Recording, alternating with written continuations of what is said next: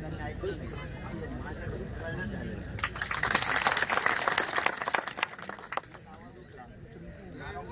पारंपरिक मेळावा झाला पाहिजे.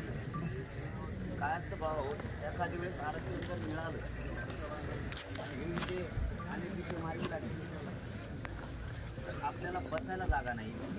म्हणे आपल्याला फक्त घर असलं पाहिजे, बसायला जागा असली पाहिजे. हे झाल्याच्या नंतर वर्षानुवर्ष आपल्याला कायम पिढ्यांना पार टिकून राहील.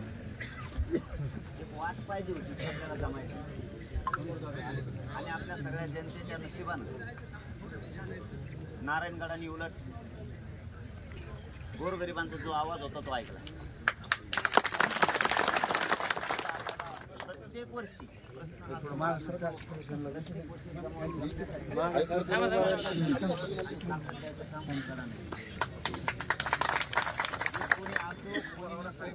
आपल्या पैकी सुद्धा बोलतो, पण ही परंपरा मात्र आपल्याला टिकवायची. कारण या पवित्र भूमीवर बोललेले शब्द खाली पडू द्यायचे, हे कायम टिकवायचे. ते राजकारण आपल्याला हे टिकवायचे कायम सुरू. आपल्या हिंदू धर्मात आपल्यावरती जे संस्कार हिंदू धर्मात झाले ती परंपरा आपल्याला कायम ठेवायची. या गडावर इथं जातीचा राजकारणाचा संबंध आपण कथा बोलत असतो. राजकारण काही विषय नाही म्हणलं की नाही, आई म्हणलं की मी खोटं बोललो. गडाचीच नाही, मी खोटं बोलत नाही. बोलला तो वागलो, तुमचं जमायचं नाही, मला बोलावं नाही म्हणजे नाही. इथं राजकीय आणि जातीचा विषय या गडावर होणार नाही. मराठ्यांकडून किंवा शेतकऱ्यांकडून किंवा 18 पगड जातीकडून, ओबीसीकडून, 12 बलुतेदारांकडून जातीचा विषय होणार आणि आपल्याकडून तर नाहीच.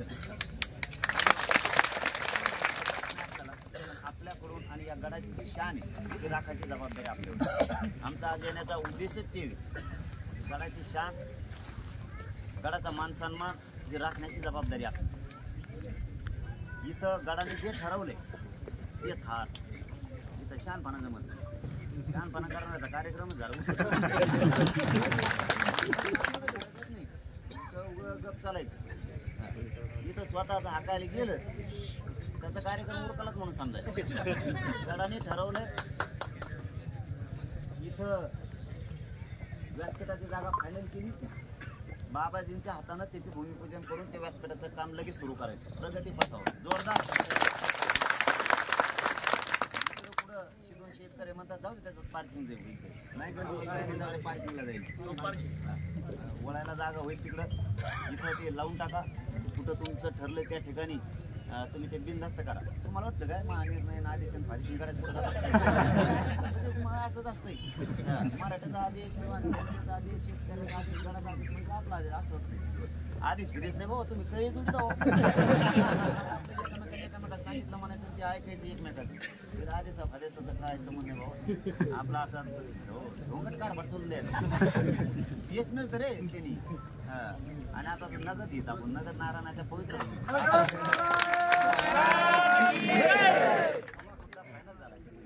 दुसरा मुद्दा अत्यंत महत्वाचा आहे. परिसरानं आणि गडानं सगळी जबाबदारी खांद्यावर शेकडो गाव सगळी जबाबदारी आपल्या खांद्यावर घेतली. आता आपल्यावर लय मोठी जबाबदारी. गावात माणूस नाही पाहिजे, जिल्ह्यात गावात माणूस एक माणूस नाही पाहिजे. मार दगड आजच दगड फुल झाला. आता बरेच जण चक्रा नाही तर मी परत तिकडे जाते. आता काय करू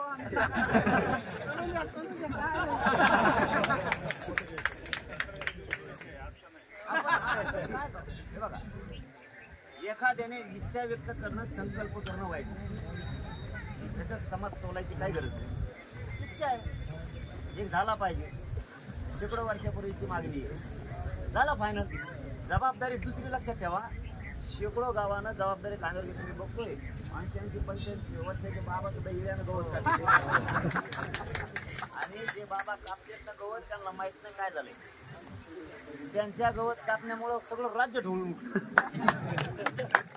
खरे इतकं पळायला लागले तर पोटे म्हणजे मोठी मुंबई पासून गाडी आम्हाला फोन येतात. आम्हाला माहिती काय परिस्थिती ऐकायलाच आहे ना आमच्या लेखा. खरंच नाही यार, फोन उडलो बेजार ते म्हणते मग आम्ही लावले 40 गाड्या. कोणी म्हणतो मी मोटरसायकल मुक्कामध्ये यावं का आता इकडे सगळं मोठी गाडी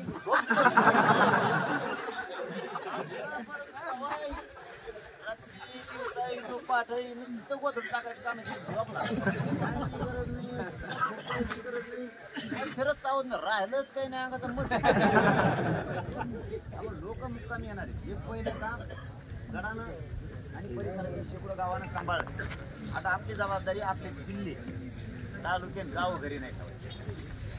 उद्या सकाळपासून किंवा आज गेल्यापासून आज तुटून पडा ना माणूस घरी नाही आणि शक्यतो जातवान माणूस यावेळेस राज्यातल्या कोकणातला घरी राहतो.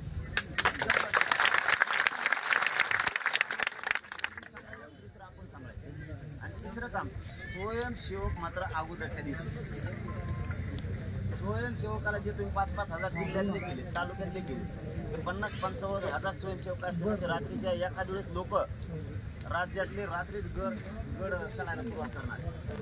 रात्री सुरू होणार आहे बरं कारण आमचा अनुभव आहे. आम्ही म्हणलं सकाळी बघू आम्हाला काय माहिती येणार आहे खरं बोलावं का कधी जेव्हा SP आला ते मग 2 वाजताच लॉक झालं म्हणलं 2 वाजता कावला पैसे येतं 170 इकडं हवेत काम झालं नाही आपण म्हणलं तुम्ही आपण सकाळी काय बघ तुमच्या पाया पडायची वेळ आली वा म्हणे तुम्हाला काय सांगावं एक गाडी नाही गाणं म्हणजे कोणती तिथून करतो तुम्ही आशा लावल्या तुम्ही आशा लावल्या कोणाची तोंड मागणी झाली तुम्हाला गाडी मला काहीच कळायची रिअल परिस्थिती तुम्ही शेअर करायला लागली इतकी भयान गर्दी होणार त्यामुळे तुम्ही अगोदर त्या दिवशी सावध मला तितक्या रात्री जाऊन आसपासचे गाव उठवायला लागली होती मदतीसाठी रोडला पाठवायला लागली होती सगळी.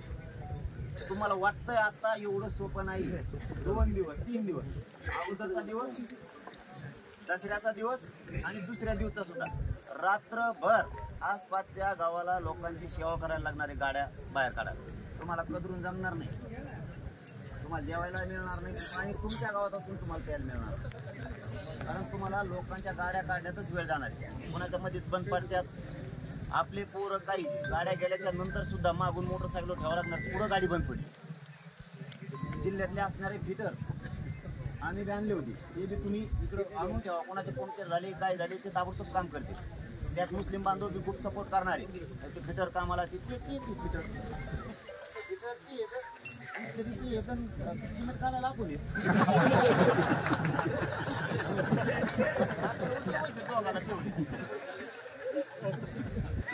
त्यामुळे आपण आपल्याला 3 लोकांची व्यवस्था करा कारण लोक लांबचे येणार 500-500 किलोमीटर लोक येणार इतक्याला म्हणायचं म्हणजे त्यांना इकडं माहित नसतं काय कोणतं काय आणि आसपासचे जेवढे गाव आहेत त्यांनी डायरेक्ट दरवाजे उघडे ठेवा. जर कदाचित पाऊस आला तर लोक दार उघडा असल्याशिवाय घरात शिरत नाही कारण महिलांना घरात घ्यावं लागणार. आपल्या आसपासच्या गावातले जे स्वयंसेवक आपण अगोदरच्या दिवशी बोलत होतो ना त्याचं कारण असं आहे तुमच्यावर सगळ्यात मोठी महिलाची संरक्षणाची जबाबदारी.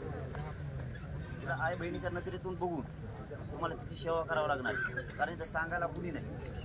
इथं टॉयलेटची व्यवस्था होणं लई गरजेचं. टॉयलेट नसू द्या ते मंडपाचे पडदे आडोसा करायचा महिलांना फक्त लघवीची जरी व्यवस्था झाली तरी सोपं काम होतं.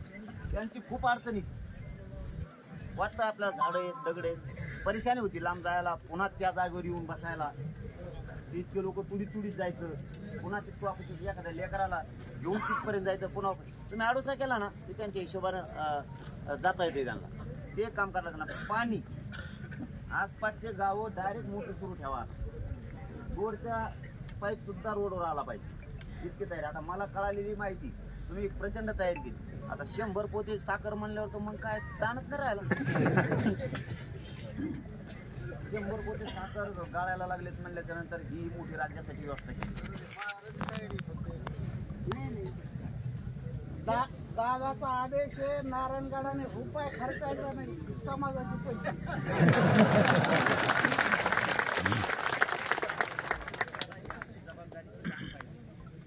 आपल्यालाही आपल्या जबाबदारीची जाण पाहिजे. आपण गड मोठा करायला निघालो का गडाचे घ्यायचे छोटे चट्टे बंद झाले पाहिजे बरं का. गडाच्या नावाने पैसे जर घेतले ना कार्यक्रमाचे तर कार्यक्रमालाच पैसे आले पाहिजे.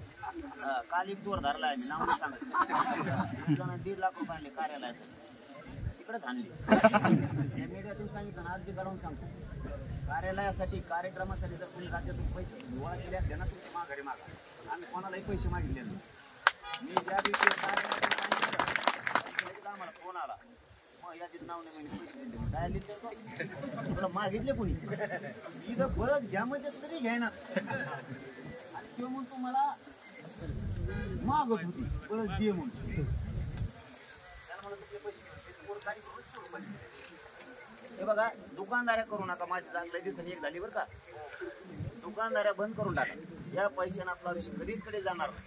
समाजाचा तळतळीचा पैसा आहे. श्रीमंत मराठ्याचा असू द्या नाही गरीब मराठ्याचा असू द्या, त्याच्या कष्टाचा तळतळीचा पैसा आहे. तुम्ही दुकानदारी सुरू करू नका. माझ्यासमोर रोजगारी.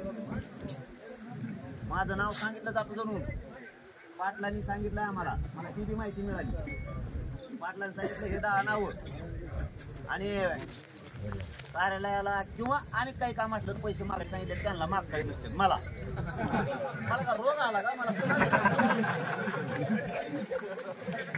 मला काय अडचणी मागायला. आम्हाला बोलता येत नाही.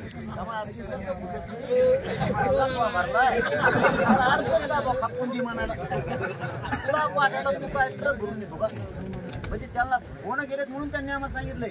पाटलाने आम्हाला 10-12 जणांना नाव दिले, तुम्हाला पैसे द्यायचे सांगितले. आता ते लोक काय असतं काय काय दानसूर असतात समजून घ्या. त्यांना काय वाटतं दिले ना आणि चल तिकडे द्यायचे नाही खपून देऊन टाकतात. नाव नाही काढत पुन्हा ते लोक असे. पण तो नशिबानं मी त्यालाच मानतो. उलट खरं त्यालाच मार्क द्यावा लागते. तो मला म्या दिले. कमीत कमी चोट्टे तरी उघडे पडले.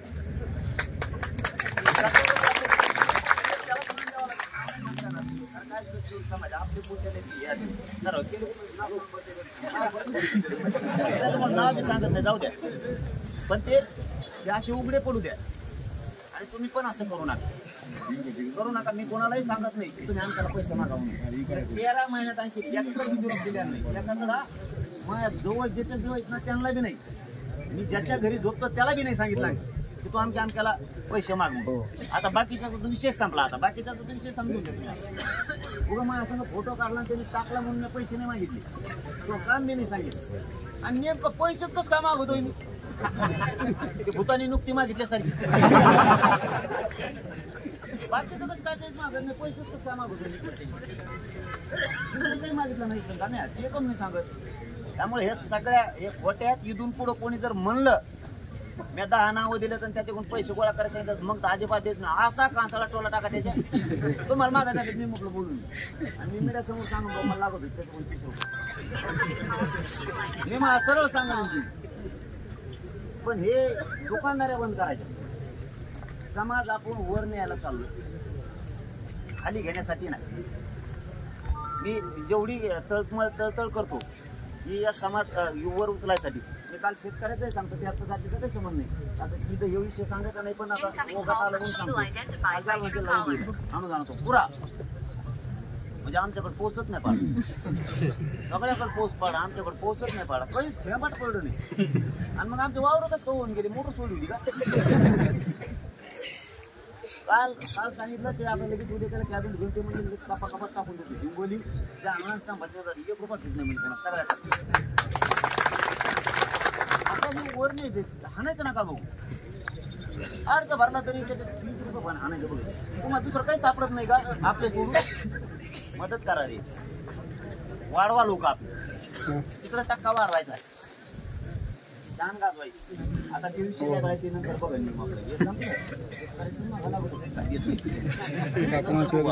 तुम्ही फक्त ना एकदा का आचारसंहिता लागली तर कार्यक्रमात येता येत. योग्य आलाय लोक योग्य आला तो टाइम यावं लागतो. बरोबर लागतं. दोन्ही आला हातोडा आलाय.